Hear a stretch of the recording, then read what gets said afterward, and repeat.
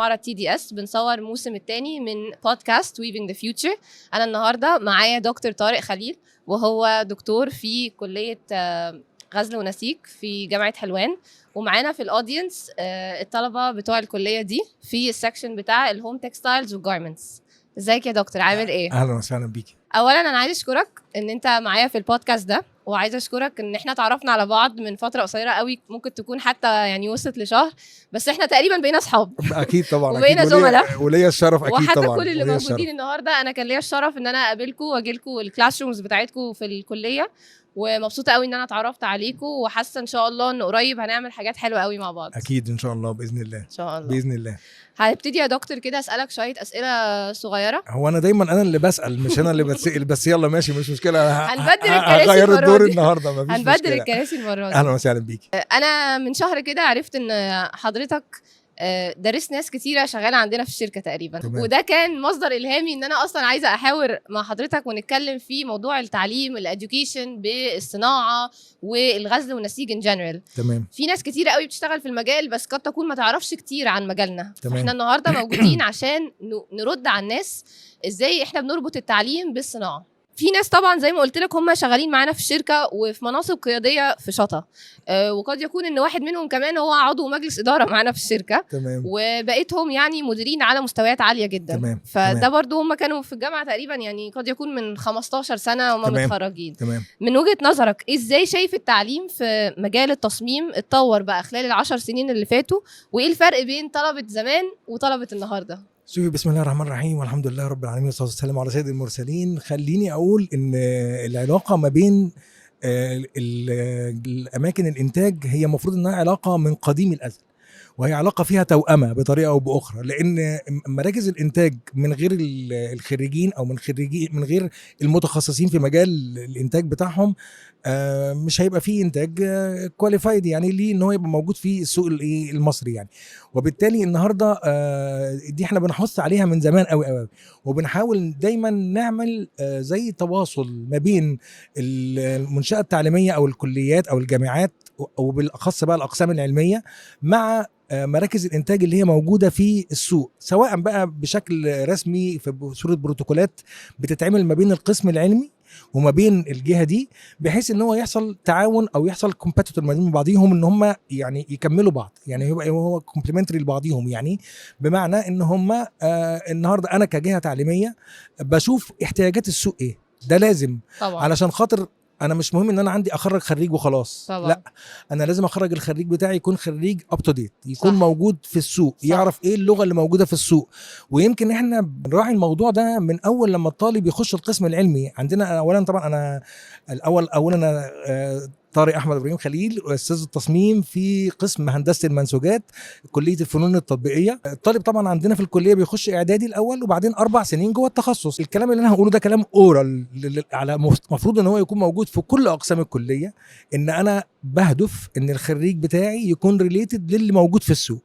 ما ينفعش ان هو يكون في معزل عن اللي في السوق. طبعا ده بينعكس بقى على اداء الاستاذ، وفي نفس الوقت كمان اداء الطلبه، لان العمليه التعليميه هي عمليه كلنا مساهمين فيها. صح. يعني الطالب له دور، الاستاذ له دور، طبعا. الجهه اللي احنا تبعها او الكليه اللي احنا تبعها ليها دور انها بتيسر للطالب عمليه التواصل او عمليه الخروج للاماكن المختلفه. طبعا. الاماكن ذات نفسها برضو ليها دور في ان هي بتتقبل مننا الخريج بتاعنا او الطالب الدارس اللي عندنا، عشان يروح يبتدي يعمل عمليه تريننج، يعرف يتعرف ايه اللي عندهم ايه، اللي هو طبعا في حدود المسموح به، لان طبعا كل شركه وليها البوليسي بتاعتها وليها التعليم دايما لازم يبقى مترابط مع ارض الواقع. طبيعي. عشان هم لو ما اتعملوش اندماج طبيعي هيبقى في فجوه كبيره قوي من اللي احنا بنتعلمه مع لما اجي ده اشتغل. طبيعي. ده طبيعي حد لان ينزل ارض الواقع هو خليني برضه هقول لك على حاجه يا باشمهندس شيرين. هي انا دايما بقول ان التعليم الحقيقي حقيقي اما بيروح المكان. ليه؟ كل مكان له بوليسي خاصه بيه في عمليه تدوير الشغل جوه المكان ده طبعا. فاذا النهارده هو بيبقى انا بس بوديله الخريج بتاعي، وهو ايه بقى، وهو واخد البيزك اللي هو الرئيسي، اللي هو زي ما بنقول كده الاساس اللي انت تقدر تبني عليه العماره بتاعتك. النهارده انت بتبقي عارفه ان انا عندي عماره مثلا كذا، فبعمل لها الاساس بتاعها بالخرسانه بتاعتها بالدنيا بتاعتها عامله ازاي بحساباتها بكل حاجه عشان تتحمل الاساس ده. طبعا. هو نفس القصه كده. انا النهارده بدي للطالب البيزكس في شتى المجالات اللي هي ريليتد بالتخصص بقى هنا. وبعدين بحيث ان هو يبقى عارف النو هاو بتاع الموضوع، ولما يروح المكان هو اوريدي بقى بيتعلم طبقا للبوليسي، لكن مش بيروح يتعلم فروم سكراتش من البدايه، لا هو رايح وجاي يطبقه بالظبط كده. هو عنده خلاص عنده داتا معينه وعنده معلومات معينه فيما يتعلق بالمجال. لما نيجي نتكلم على مجال المفروشات مثلا على سبيل المثال، يمكن شطة بالنسبة لطارق خليل شخصيا، يعني هو أحد اللي هي مصادر الانسبيريشن بتاعته في الشغل.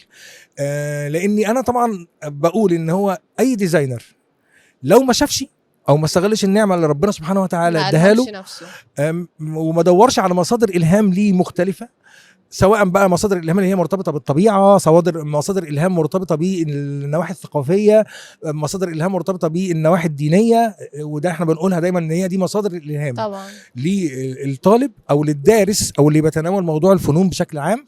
وبالتالي هو لازم النهارده يكون من ضمن مصادر الالهام بتاعته بقى اللي هي دي، ان هو ينزل يشوف بعينه البرودكت بالظبط هو طبعا. ايه شكله، ايه عامل ازاي، علاقات الالوان مع بعضها ازاي، طب مين اللي قبل مين، وايه ارتباط ايه بالانتيريور ديزاين.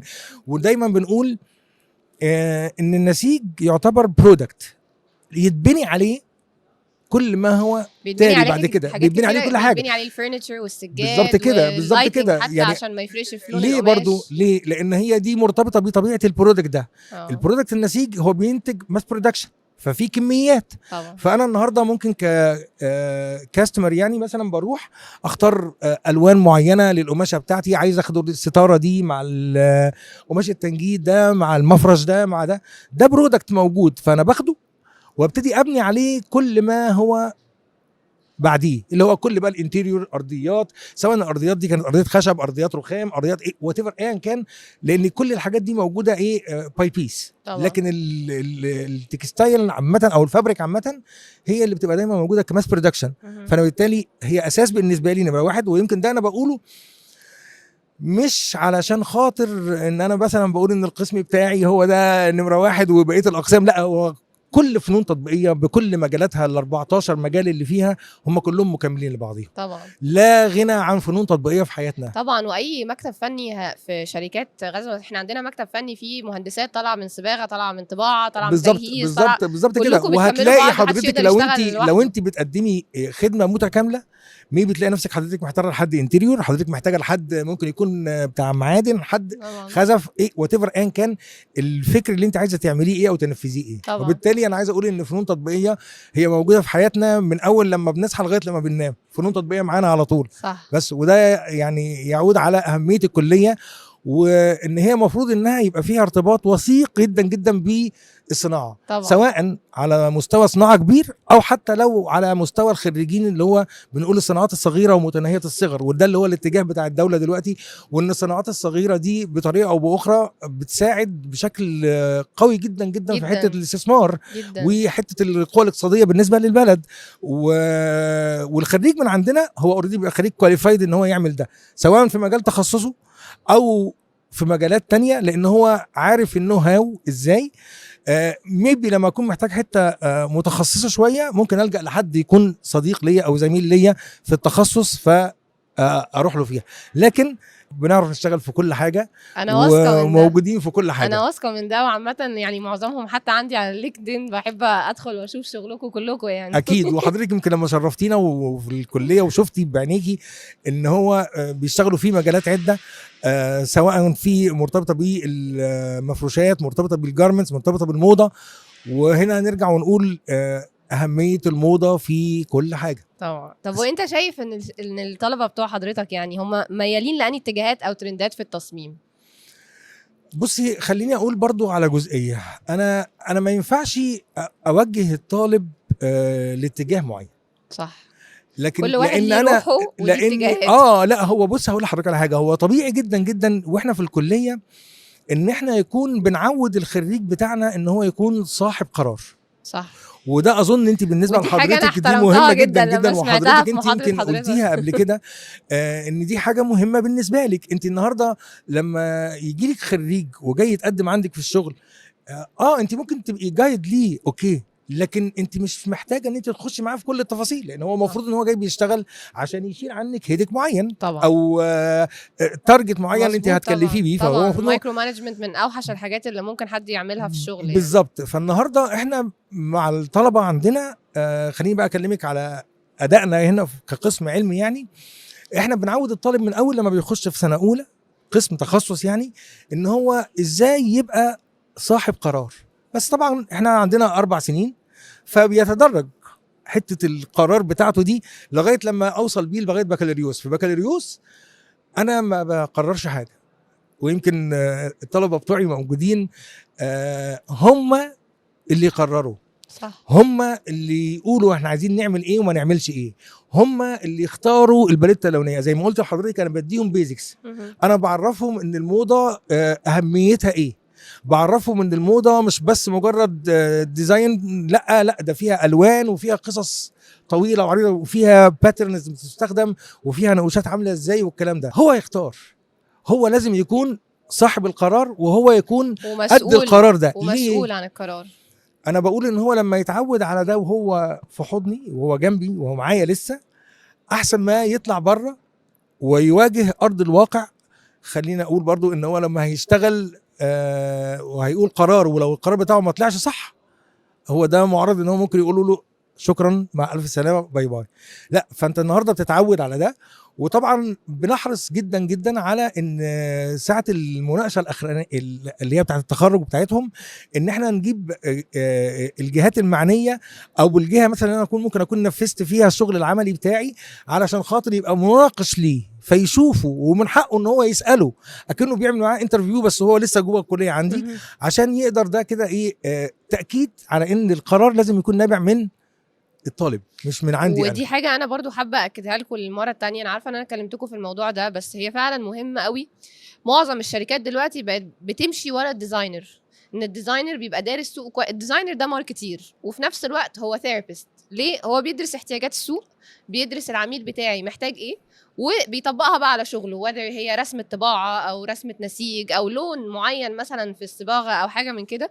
لكن هو بيبقى دارس، وبناء على دراسته دي احنا كمصنعين بنبتدي نمشي ورا الشخص الفاهم ده. طبيعي. فصح قوي، انا شايفه ان هي حاجه صح قوي فعلا ان انتوا تعلموهم يبقوا اصحاب قرار ويعرفوا كمان ياخدوا بصي قرارات. حضرتك انا هقول لك على حاجه. يمكن انا لما شرفت ان انا كلفت من قبل القسم العلمي ان انا ادرس لسنه اولى في سنه من السنوات، كنت بقول ان النهارده ان العمليه التعليميه جوه القسم العلمي لو انا جيت قسمتها ل4 عناصر، فهاجي اقول ان الطالب اللي دخل القسم العلمي عندي هو حابب ان هو يخش القسم العلمي. ودايما يمكن سالتهم اول لما دخلت قلت لهم مين اللي كاتب نسيج كرغبه اولى، لان طبعا احنا عندنا 14 تخصص. فمين اللي كاتب تكستايل رغبه اولى؟ فالاقي ان هو مثلا قاعده عريضه منهم كاتبين تكستايل رغبه اولى. طيب فطالما ان هو داخل القسم العلمي يبقى هو حابب يخش القسم العلمي، يبقى دي نمره 1. نمره 2 طالما ان هو حابب الحاجه دي يبقى هو عايز يعرف النو هاو بتاعها. تمام كده. طيب نمره 3 عشان يشتغل في الحاجه دي لازم يتفرج كتير طبعا. دي نمره 3. نمره 4 هيسمع مني. فالنهارده لو احنا جينا قسمنا ال4 فاكتورز دول المرتبطين بحته الاستادي جوه القسم العلمي، هلاقي ان في 3 منهم ريليتد بمين؟ بالطالب مش بيا انا. صح. هو حابب، هو عايز يعرف، هو هيشوف، هو هيتفرج، ثم هيسمع مني.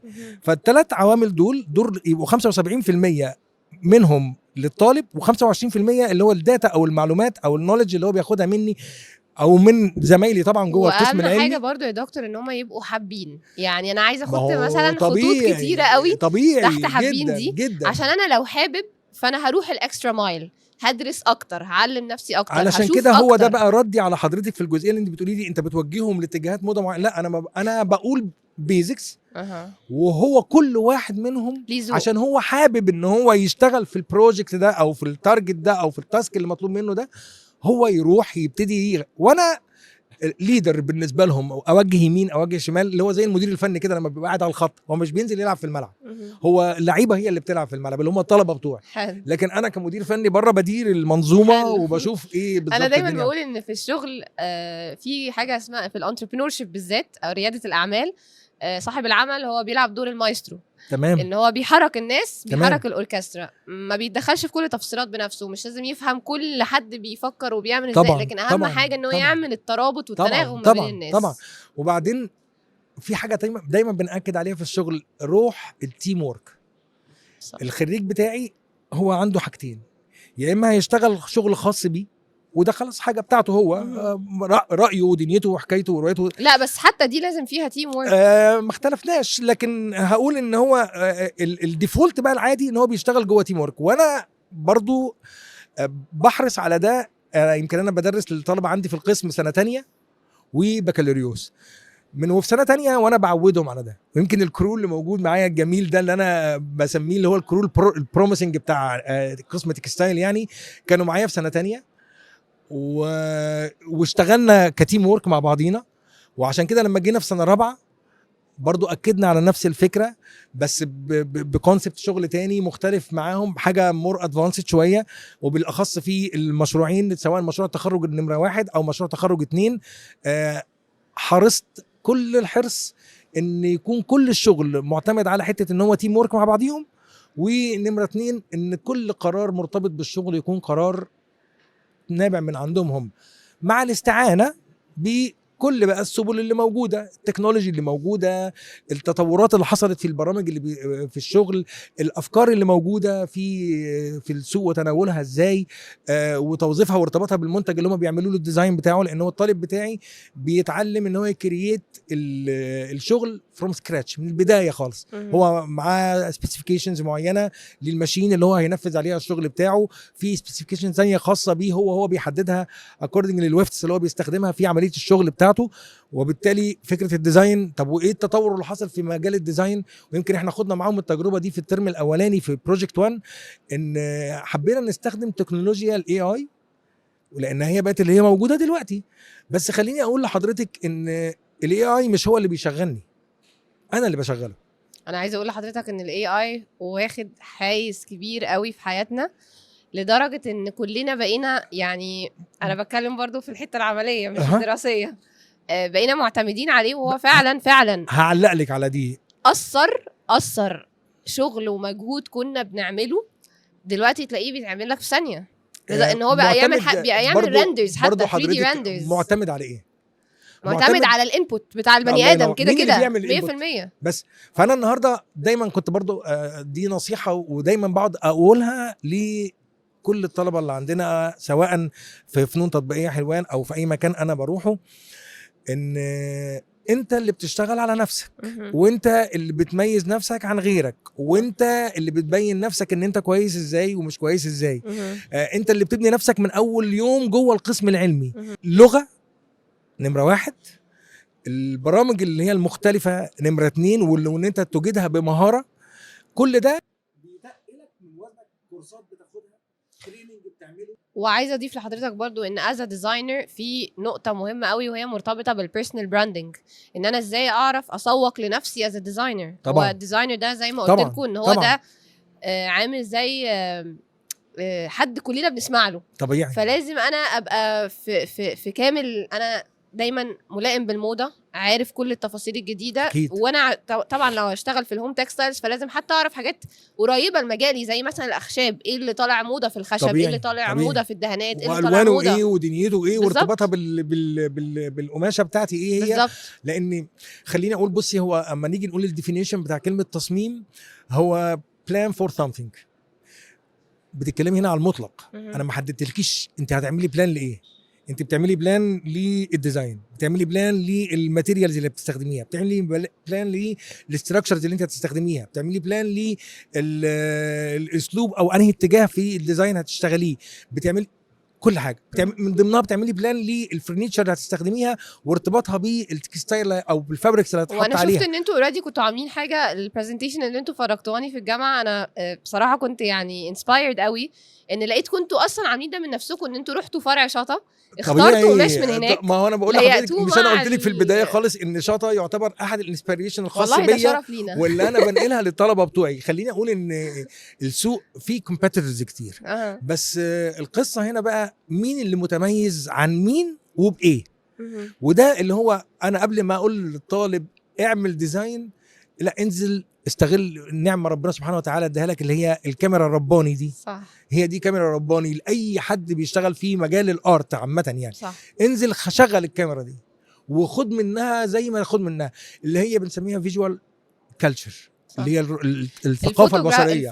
دي مهمه جدا جدا. الثقافه البصريه للديزاينر لو هو مش هيعملها انا اسف ما يبقى ما قالوش لازمه.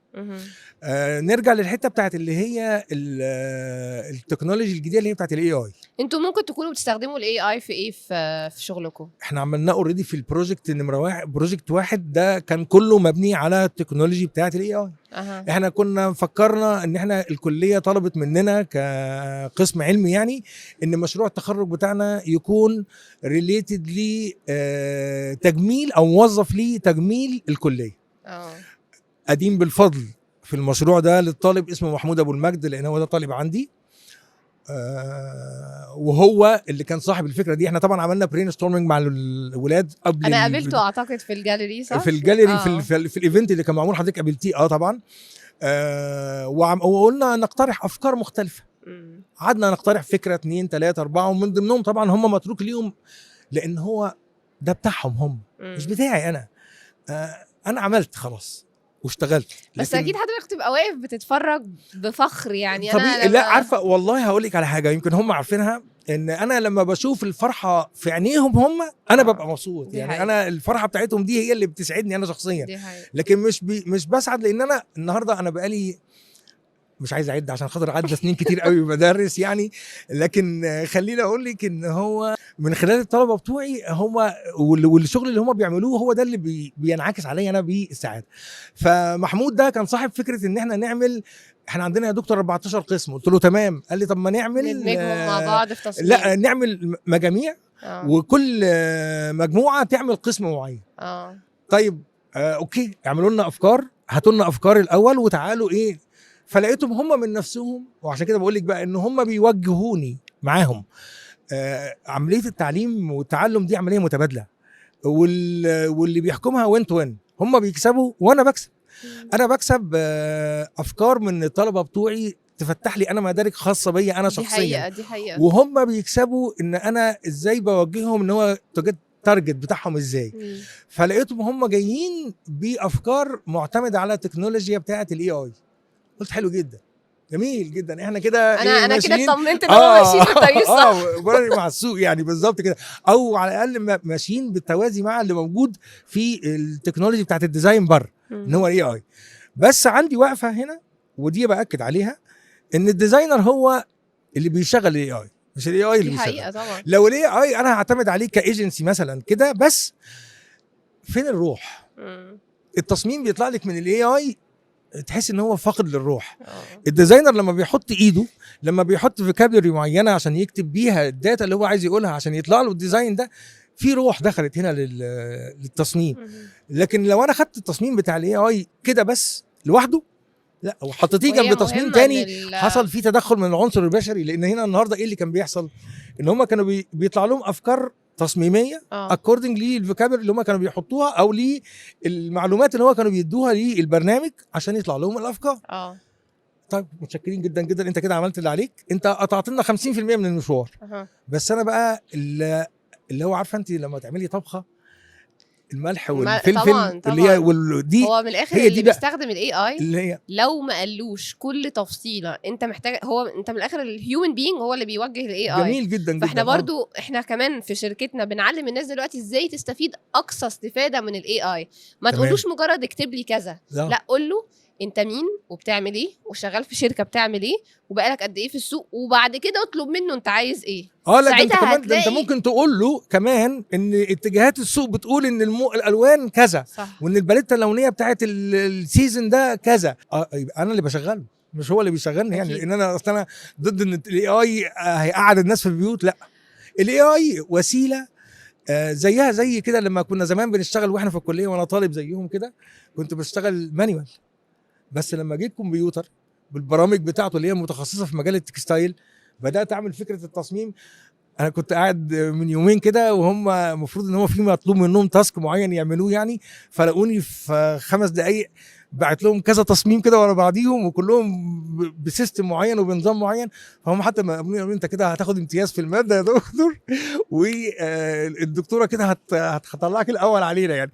هي القصه كده ان التكنولوجي حلاوتها في ان هي بتعمل هي لي اختصرت وقت كتير عند الناس، تقليص للوقت جدا جدا في الشغل، لكن وعايزه اقول لازم انا اللي بدورها. اكيد. بس انا اللي عايزه اقوله هو ان انا عشان انا كشركه لما اجي افكر مثلا لو انا حاجه واحده كنت باخد فيها او كان عندي مثلا 10 موظفين بيعملوها، دلوقتي الاي اي وفر لي ان انا ممكن اعمل 5. طب تمام. هل انا امشي ال5 دول؟ لا، لا طبعا مش بنمشيهم، لا طبعا، ولكن بعرف اوظفهم بطريقه ان انا اعلمهم الاي اي بحيث ان انا استفيد اكبر قدر ممكن من ال10 دول. بدل ما كلهم 10 كانوا بيعملوا نفس الحاجه، دلوقتي بقى عندي 5 بيعملوا حاجه، وال5 التانيين بيعملوا حاجه تانية خالص. صحيح. ممكن يكون ريفينيو ستريم مختلف، صحيح. ممكن يبقى برودكت لاين مختلف. صحيح. بنوظف البنات. فعشان كده صحيح. برضو الشركات الكبيره دلوقتي لما تيجي تشوف شركات السوفت وير الكبيره دلوقتي، هي برضو ابتدت تفكر بنفس الطريقه، ان انا خلاص انا دلوقتي مش عايزه اعمل لي اوفرز كتير، مش عايزه امشي ناس كتير، بس عايزه اوظف البني ادمين ان انا اخد صح. اقصى استفاده. صح. صح، طبيعي جدا. طب وعايزه اسال حضرتك برضو، انا عارفه ان انتوا يعني في حته النسيج في الحته بتاعه الهوم تكستايلز والحته بتاعه الجارمنتس، ايه الترابط اللي شايفه ما بين القسمين دول؟ بصي، هو في النهايه احنا بنتكلم على فابريك، وفي النهايه اللي بيحكم الفابريك دي الاند يوز بتاعها ايه. فالاند يوز في مجال الفابريكس حاجتين ما لهمش تالت، يا اما جارمنتس اللي هي ملابس، يا اما ابهولستري اللي هي مفروشات. اللي بيحكم دي من دي ايه هي في النهايه؟ اللي هو بنقول عليه كده، لسه قايل لهم انا حتى من دلوقتي، اللي هو وزن المتر المربع بتاعي. صح. هو اللي بيحكمني، والمكونات بتاعت الخام. لكن الاساس واحد. طالما احنا بنتكلم على حاجه ووفن، فهي حاجه معتمده على الانترليسنج ما بين تو ايتمز مثلا عن طريق ستراكشر معين، هو ده اللي بيطلع لي الايه القماشه دي. القماشه بقى دي انا بحدد هو انا الاند يوز بتاعي ايه، صيفي ولا شتوي. خلاص، يبقى انا بحدد بقى الماتيريال اللي انا هستخدمها، المواصفه بتاعتها ايه هي بالظبط، عشان تؤدي غرض الاستخدام باقصر الطرق الممكنه وباقل التكاليف الممكنه، مع ذوق عالي يلقى رضا المستهلك. لان في النهايه اي مجال بيشتغل في مجال البرودكت هو يهمه ان هو يبيع اللي هو بينتجه، مش ان هو يعمله ويخليه موجود عنده. فانا النهارده بعمل ده ازاي؟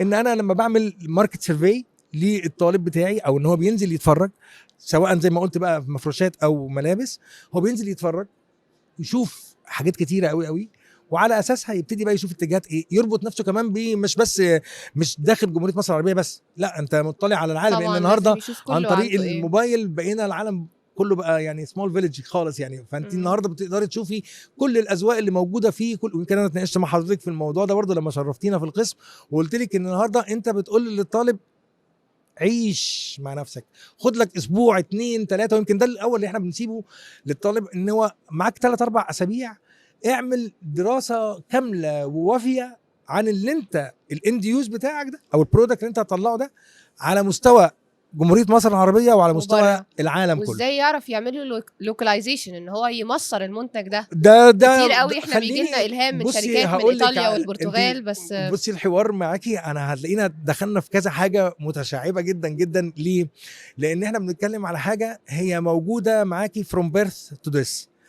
القماشه موجوده مع البني ادم من اول لما بيتولد لغايه لما بيقابل وجه كريم. فعشان كده دي عظمه واهميه وقوه التكستايل بالنسبه لحياه البني ادم. انت اول لما الواحد بيتولد، اللفه البيضه الجميله وشكل جميل دي وظريفه دي قماش، ولما بيأذن الله بامرا كان محتوما يعني خلاص بيبقى برضه في قماش. فالنهايه انا عايز اقوله ان انت النسيج معاكي من البدايه للنهايه. دي ده مثلا عامه والله ما خدش بالي منه قبل كده. لا ازاي؟ لا ده مثلا لازم تاخدي بالك منه. وبالتالي النهارده بيحكموا حاجات كتيره جدا جدا على مر بقى الرحله بتاعه العمر بتاعه البني ادم على وعايش يعني. بتتعرضي لحاجات كتير، تتعرضي للالوان، وعالم الالوان ده عالم جميل جدا جدا. ولما تخوضي فيه كده وتسرحي فيه وتلاقي ان انت عندك من 3 الوان اساسيين، انت بتعيشي في كم باليتة الوان لا نهائيه من الدرجات وأني اللونيه، درجة فيهم كمان. وايه علاقات الالوان مع بعضيها ونظريات الالوان ومردودها على العمليه التصميميه ونجاح العمليه التصميميه، وان في الوان على فكره وامتى اعمل هارموني وامتى اعمل مش كونتراست. شرط ان انا يكون كل فكر الديزاين بتاعي ريليتد للموضه. طبعا اوكي اي دو ابريشيت ان هو لازم يبقى تبع الموضه او كل حاجه، ما اختلفناش، لكن برضو ما اقدرش احجر على نفسي كفكر ديزاينر ان انا ممكن استخدم نظريات الالوان المتعدده والمختلفه، وان مثلا في حاجه اسمها مونوكروميك اللي هو زي ما احنا مثلا موجودين اهي درجات لون واحد، زي ما احنا هنا الكيرتنز دي كلها درجات لون واحد وهي طالعه بجمال وبشكل وفاليو قيم جدا جدا. ممكن حاجات تبقى اللي هي الالوان الاساسيه وعلاقتها ببعضيها والكونتراست الرهيب اللي ما بينهم وجماله في التصميم، وامتى ازود لون وامتى اقلل لون. بصي حدوته بيعيشها الديزاينر مع بس فاكتور واحد هو في عمليه التصميم. عشان كده لما كنت بقول لك ان التصميم هو بلان فور سامثينج، هو من ضمنهم عنصر اللون. اللون ده موال على يعني تعيشي فيه طبعا. وتقدري تعملي منه ابداعات وحاجات قويه جدا. وبعدين نرجع بقى نقول ان اللون ذات نفسه كمان وله مدلولاته الخاصه بيه، الموروثات الثقافيه اللي موجوده جوه كل بلد.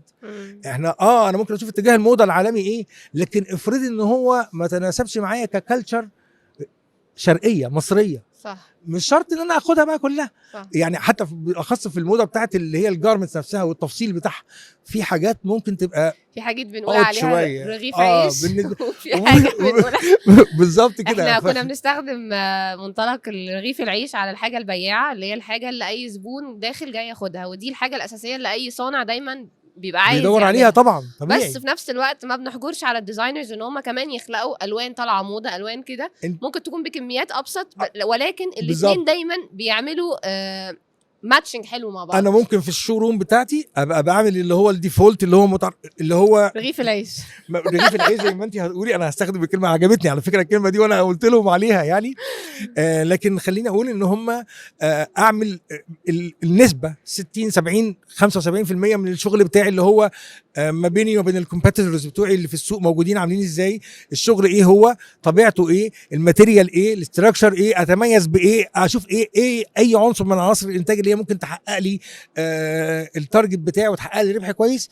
بس في نفس الوقت كمان ممكن اصل انا كصانع اللي بوجه العين بتاعه الكلاينت بتاعي اللي داخل لي. احنا دايما حتى عندنا بنقول ان احنا دايما نثقف العميل. يعني طبيعي حتى لو العميل ما عملش الهوم ورك بتاعه انه يدرس ويشوف الوان الموضه ايه، احنا دورنا طبيعي ان احنا دايما نثقف العميل ونقول له ايه الجديد اللي موجود وايه اللي موجود بره واحنا نقدر نعمل ايه، فنديله الرؤيه كامله.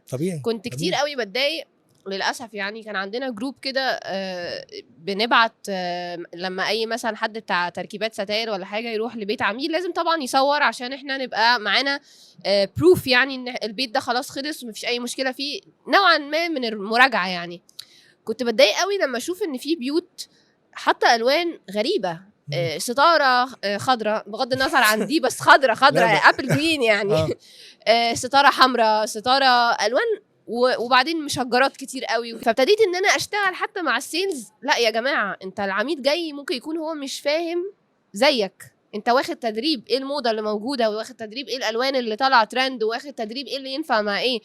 العميل هنريحه وهنعمل اللي احنا عايزينه، بس دورنا كمان كسوشيال ريسبونسبيلتي ان احنا نثقف العميل ونقول له طب ايه رايك ده مع ده، طب اللون ده طالع دلوقتي موضه اكتر. ويمكن ده هقول لك على حاجه، دي حاجه انا ممكن عليها، ان النهارده مش شرط الخريج بتاعي، ويمكن انتوا في شطا عاملين الكلام ده، وعشان كده بقول لك انتوا دايما بتبقوا انسبيريشن بالنسبه لي نمره واحد. والله شرف لينا يا دكتور. يا رب يخليك يا شيرين.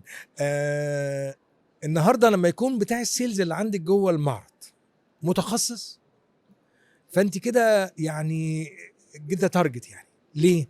لان المتخصص، هقول الخريجين بتوعي مثلا النهارده هو كمتخصص هو عارف كل حاجه ريليتد بالتكستايل من دراسته ال4 سنين،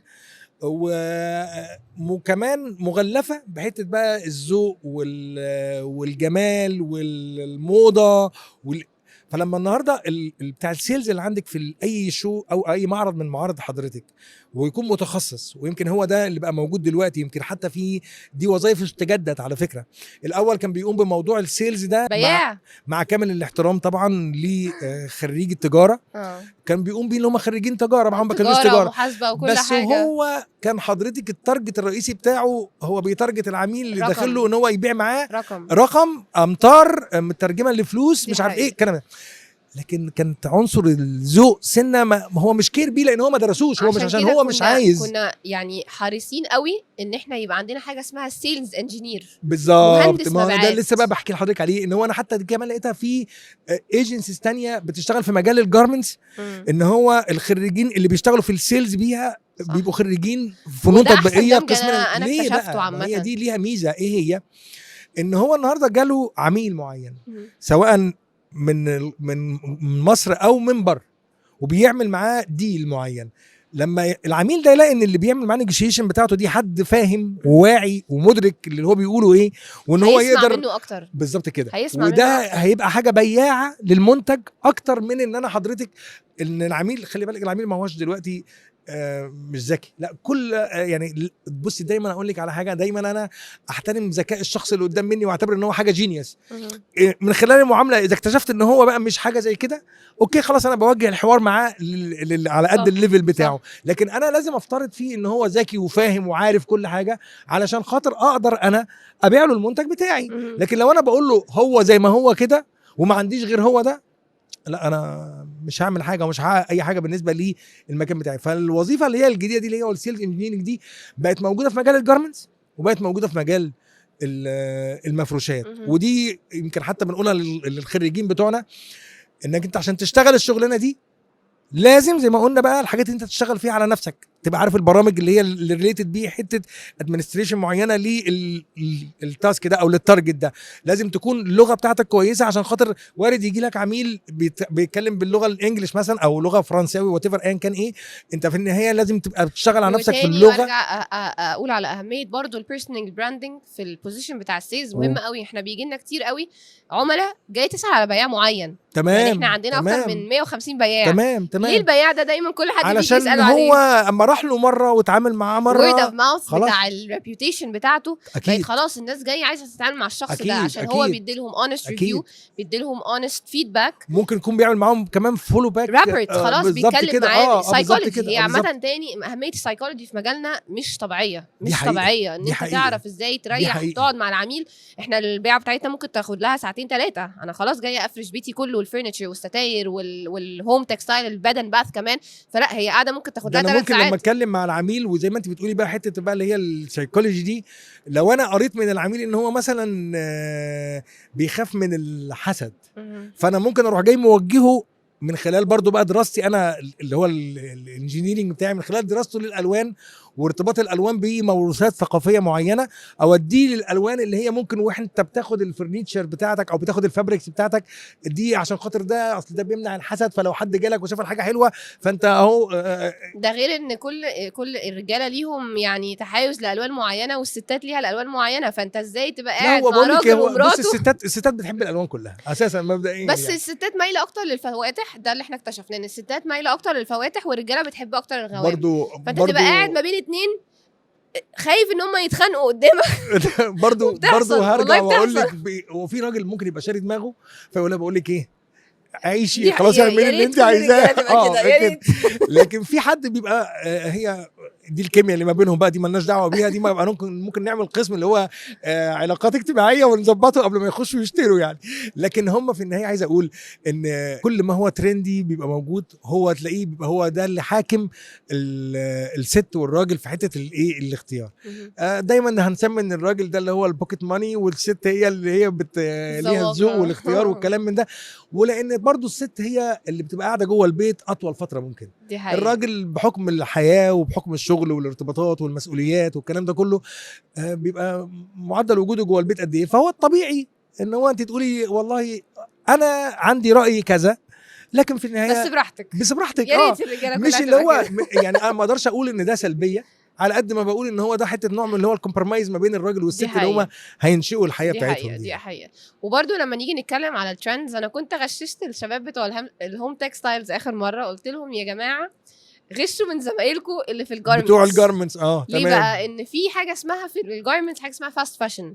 تمام. الموضه دايما بتتغير، وقد يكون أكيد. ان هي بتتغير أكيد. مثلا كل 3 شهور. اكيد. وهم كمان انا ابتديت يعني الاحظ ان في الجارمنتس لما انا اجي اعمل شوبينج لنفسي بلاقي ان هم مستخدمين غزول معينه بتديني يعني انسبيريشن لغزول انا ممكن اصنعها في مصر واستخدمها كمان في طبيعي الهوم جدا. تكستايلز، هي فلات او سيرما طبيعي. او القصب. طبيعي جدا. كل الحاجات دي ابتدينا لما لقيت مثلا بلوفر لونه ذهبي شامبين شكله حلو قوي وفي خيوط فلات وشويه قصب ومش عارفه ايه، اخدت الصوره من ده اديتها عشان لبتوع الصناعه اعملوا لي ستاره تقول لي فيها الشغل ده. ما انا لسه كنت هرد على حضرتك.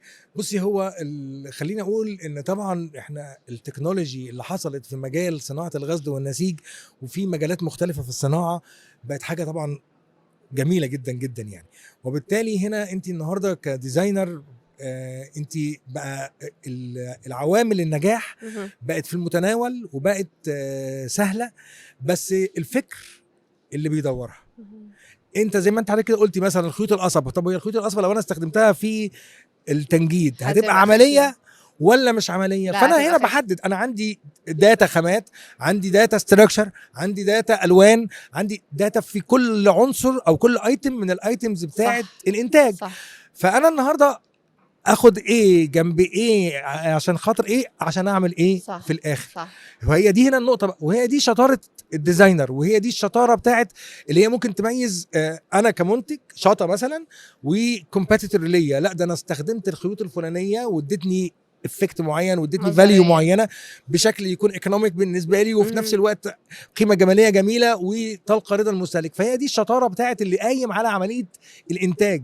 صح. ان انت الداتا عندك والعناصر عندك، انت بقى جمع لي وطلع لي، اظبط لي الخلطه دي، اظبط لي الطبخه اللي انت بتعملها دي مش باقل التكاليف الممكنه في اللي هو ينعكس على الفاليو بتاعت المنتج. لا برضو مش كده يعني. لكن اللي انا عايز اقول ايه، كل ما يبقى عندي ايتم معينه اقدر اعمل فيها فيز معين كده ويعود عليا انا في التوتال بتاعي ان هو قيمه المتر بتاعي تبقى اكس مثلا، وده يبقى بياع اكتر، يبقى ده كده ايه احسن بالنسبه لي. طب عايز اسالك سؤال شخصي شويه يا دكتور لو تسمح لي. شخصي ولا شخصي؟ لا شخصي نص نص. طيب ماشي اوكي اتفضلي. ايه الحاجه الاساسيه اللي انت دايما بتزرعها في الطلبه، وايه اكتر لحظه في مسيرتك كاستاذ حسيت فيها ان انت عملت فرق حقيقي معاهم؟ نفس طويل. السؤال ده اصلا لسه وانا جاي واحنا جايين هنا الصبح كنت لسه بتناقش مع اخويا وصديقي الدكتور طارق في الموضوع ده. بقول ان العلاقه ما بين الطالب والاستاذ هي علاقه تبادليه. لكن قبل كده ممكن كنت وانا مثلا معيد او مدرس مساعد وانا لسه صغير يعني كان الطلبه السن بتاعنا متقارب فكنا بنبقى اخوات. بس اللي انا عايز اقول لك عليه ان اللي بيؤثر في الموضوع ده هو ما تلقيته. اللي تلقيته حلو انعكس عليا في ادائي مع الطلبه بتوعي حلو، واللي تلقيته وحش ركنته. فدايما هو اللي مؤثر فيكي هو اللي بيكون حاكم جدا جدا. اثر فينا طبعا ناس منهم من هم احياء على وجه الارض، ربنا يا رب يديهم الصحه والعافيه والعمر، وفي ناس توفاهم الله قديم بفضلهم وولائهم الله يرحمهم. محايد يعني.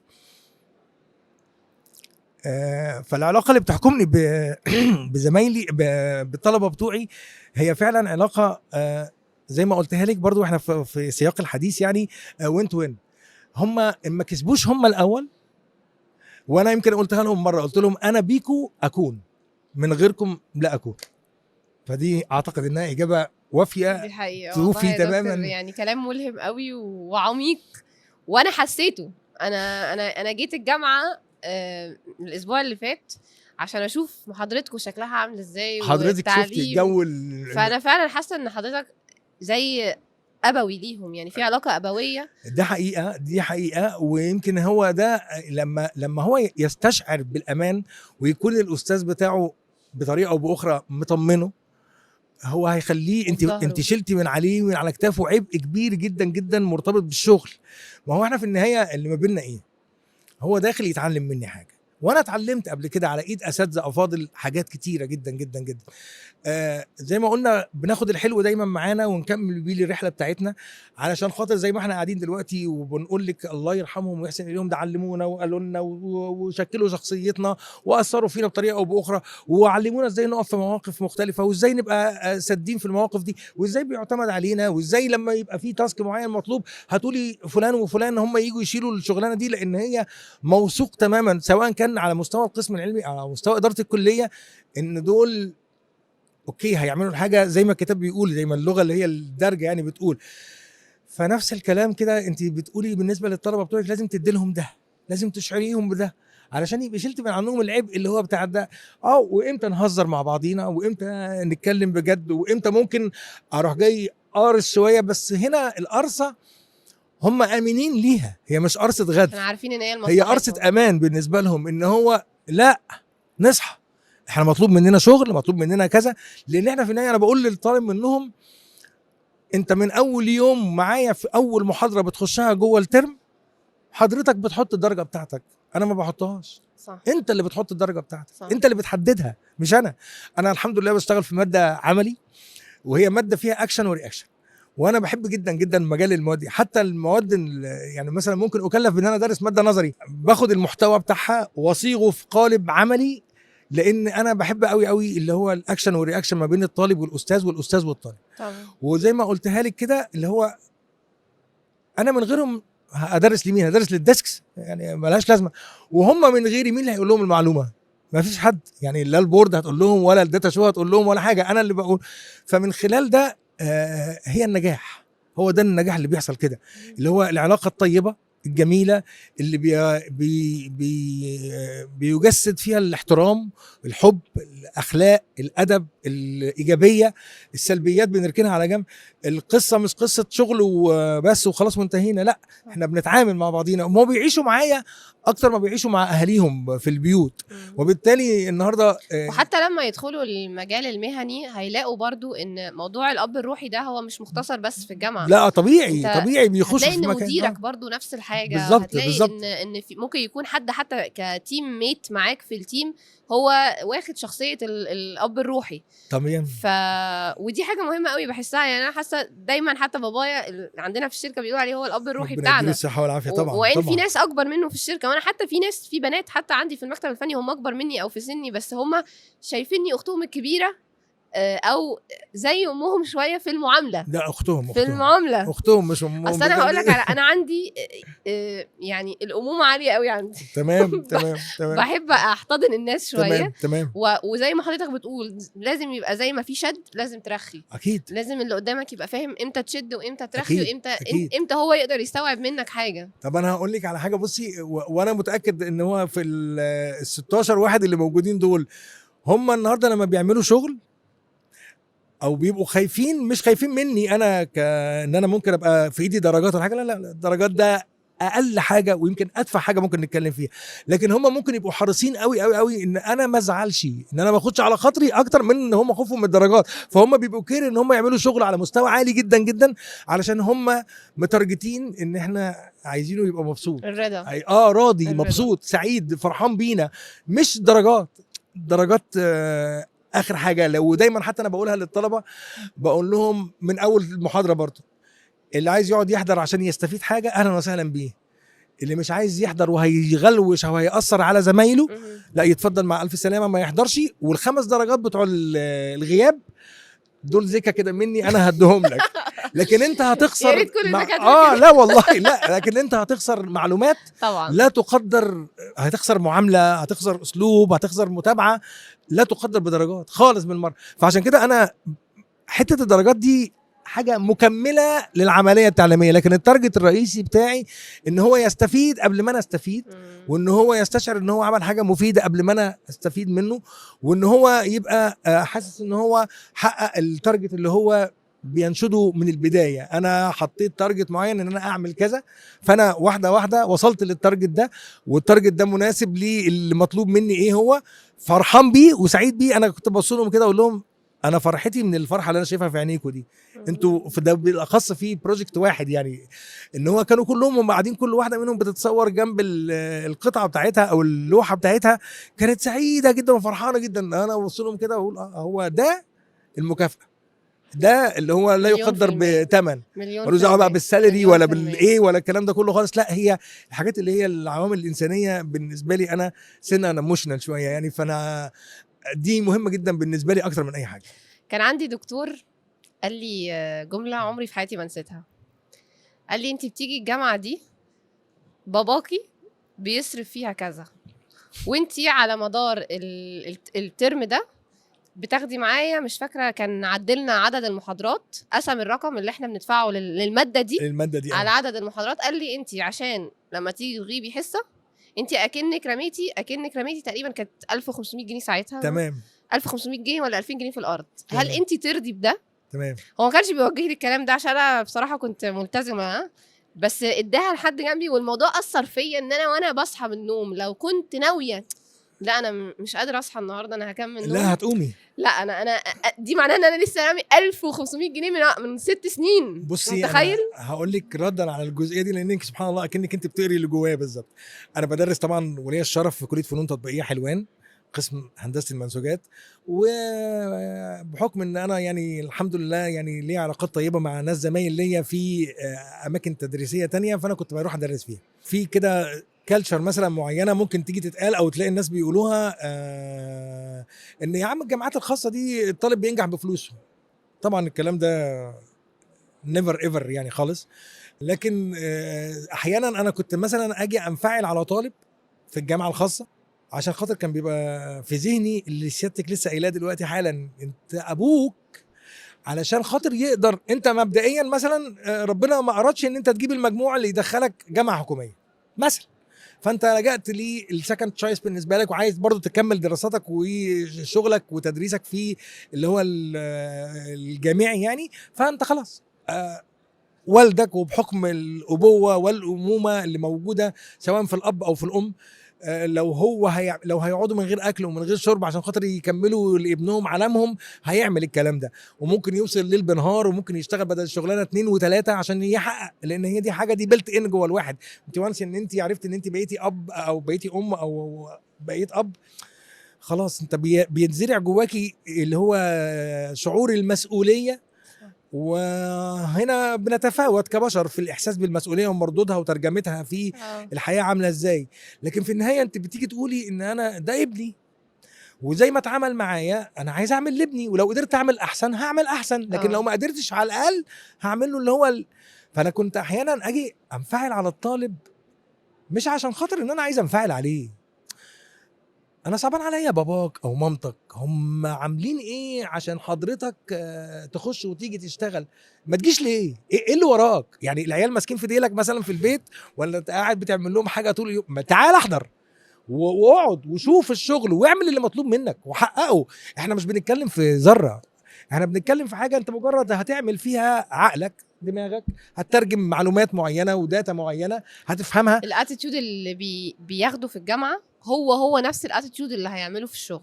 بالظبط انت لو مطنش بالظبط ولو مش فارق لك بالظبط، ولو الدنيا تولع، ما هو انت دي من ضمن الحاجات اللي بتحكمني برضو انا كمان يعني. هو بصي خليني اقول لك ايه، لان انا كأب يعني انا من ساعه لما بدات اقول ان انا عضو هيئه تدريس، انا الاول طبعا يعني لما كنت معيد وكنت مدرس مساعد انا اسست الدكتور، فالدكتور هو اللي بنقول كده هو اللي شايل الليله يعني زي ما بيقولوا كده، وانا اسيستنت ليه بساعد الطلبه بفهمهم بالكلام ده، لكن في النهايه انا مش مسؤول. وانس ان انا بعد كده بقى لما بقيت عضو هيئه تدريس واخدت الدكتوراه وحصلت وخلاص وبقيت فانا النهارده بقيت مسؤول عن الكلمه اللي بقولها للطالب. دايما برضه اقول لهم لما اجي اسالكم سؤال ما تفتكروش ان اللي هيجاوب بسرعه هو اللي هياخد كل حاجه، فكر، ادي لنفسك عد من 1 ل10 وبعدين اجاوب، عشان فانا بقول لك مسؤول عن الكلمه اللي انا بقولها. فمن نمره 1 طبعا بحس بمسؤوليه اولياء الامور، وان دول تعبانين علشان خاطر يقدروا يدخلوا ابنهم سواء حكومه سواء خاص. مش هي القصه، مش احنا مش بنتكلم على عشان ناحيه ماديه يعني، لكن هي حتى مسؤوليه الموضوع ذات نفسه حد ذاته، يعني ان هو ابن النهارده عايز يشوف ابني خريج، مش عايز يفضل بطه في الكليه، اعمل بيك ايه يعني؟ طب ليه يا ابني يعني؟ عشان ايه يعني؟ دي واحده. نمره 2، انت لما بتعملي في الحته دي والحماس ده بتزرعيه فيه من اول لما بيخش الكليه، علشان لما يطلع الناس اللي بيروح دايما اقول لهم مش عايز الناس اللي هتروحوا تشتغلوا عندهم يدعوا عليا يقولوا لهم روح الله يخرب اوعى يا لا. جماعه، اوعى. يعني الراجل ده طيب والله، ما الله تعملوش فيه كده. يخليكي يا الله يخليكي الله يخليكي. لا انت يمكن انت حضرتك انت طبعا، ودي كانت شهاده انا اعتز جدا جدا بيها لما انت حضرتك قلت لهم بعد ما انت حضرتي المحاضره قلت لهم انتم محظوظين ان انتم بتشتغلوا بالطريقه دي وبالاسلوب ده.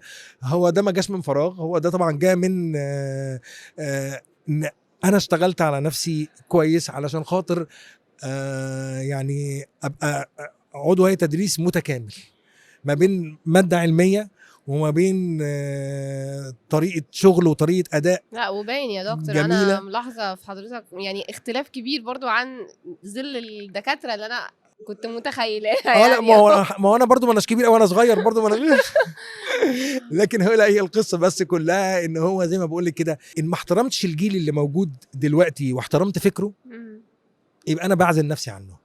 لا، لان النهارده تعالي كده لما نقول لما انا كنت في سنهم انا ما كانش عندي هذا الكم من التواصل الاجتماعي المحلي والعالمي، وبالتالي كانت الدنيا سنه، حتى كانت الطموحات كنا نقول لك ان في حاجه اسمها سقف طموحات.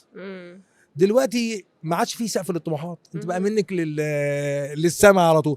فالنهارده حتى الطالب ذات نفسه اللي قدام مني لو انا ما احترمتوش واحترمت عقليته واحترمت هو ممكن يخش يجيب معلومات عامله ازاي، يبقى انا بضحكوا عليا، مش هقنعه، مش هيقتنع بالمعلومه اللي انا بقولها له، مش هيدور هو عليا بعد كده عشان يجي يكمل معايا مثلا شغل معين زي ما حصل كده. يعني انا مثلا كنت بدرس للدفعه كلها في البروجكت الاولاني، في البروجكت 2 الحمد لله يا رب بفضل ونعمه من عند ربنا انا معايا نص الدفعه بيشتغلوا معايا في البروجكت بتاعي او اللي هو الحته المتخصصه بقى.